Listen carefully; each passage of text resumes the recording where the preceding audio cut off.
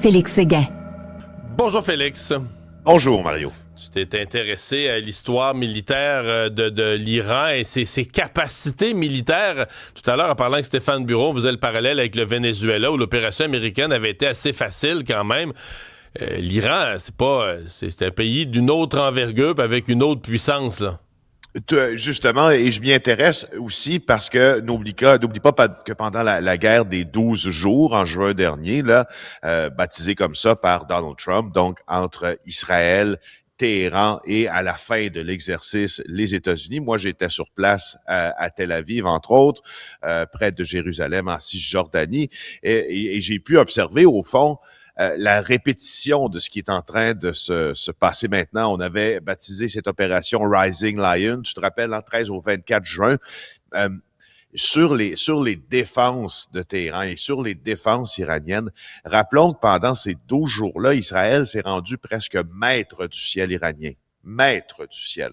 Quand 200 avions israéliens ciblent des sites militaires partout en Iran et que les seules résistances sont, oui, il y en a eu plusieurs, mais quelques bâtiments, oui, stratégiques, endommagés un peu partout en Israël, il y a quand même un effet de force là, qu'on ne peut pas nier et un avantage au niveau opérationnel, en tout cas, qui nous semblait à l'époque considérable. Et là, rappelons-nous, et c'est là où je veux t'amener, rappelons-nous que l'on visait les installations nucléaires là, de Fordo, entre autres, et la fin des hostilités a été provoquée par une bombe qui a été lancée par ces bombardiers, ces B-2 américains, partis du Missouri, si ma mémoire est fidèle, dans cette Espèce de forteresse. bombe qui va vraiment en profondeur, là, hein, qui défonce pour aller atteindre quelque chose profondément enfoui dans le sol.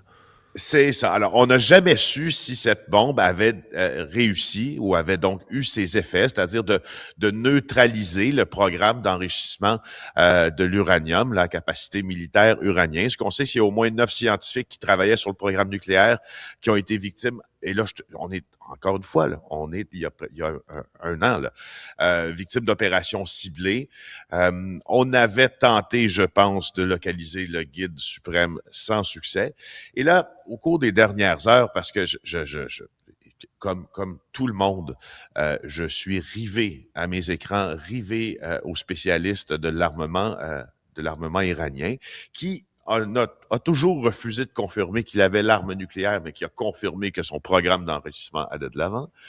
J'entendais un général sur France 24, un ancien ambassadeur israélien qui était sur un panel, ma foi, très intéressant. Et il nous faisait pour nous parler de la force, finalement, dont l'Iran se réclame, la force militaire.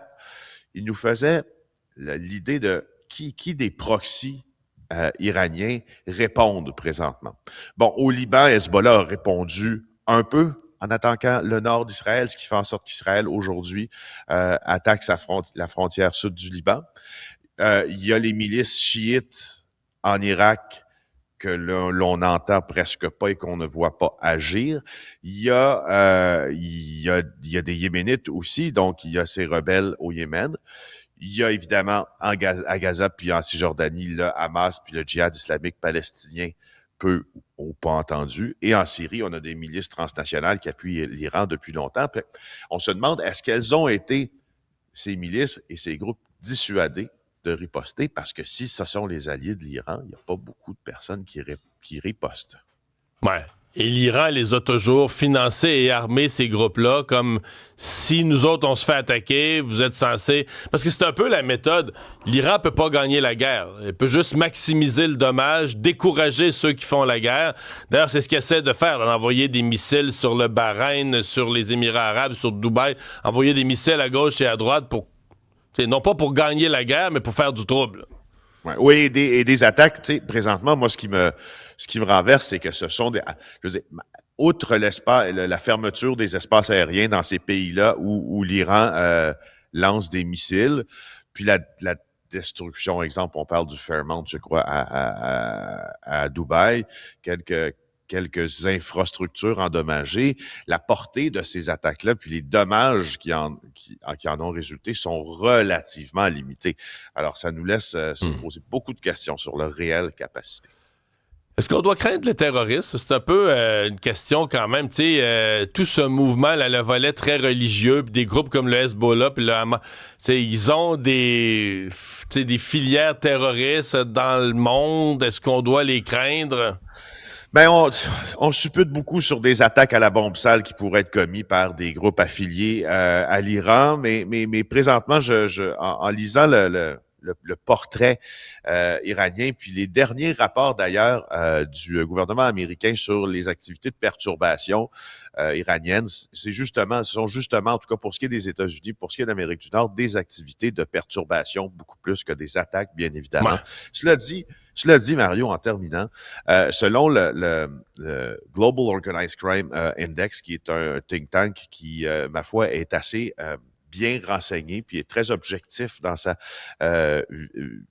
vision, sa documentation de ce qui se passe en Iran, sur les cybercrimes, par exemple. Il serait pas, ça pourrait être le cas. On pourrait voir une résurgence des cybercrimes. Et puis, juste te dire en terminant... On pourrait peut-être être aidé par les Russes dans cette opération-là, qui sont des pros de l'affaire. Exact. Hey, merci, Félix.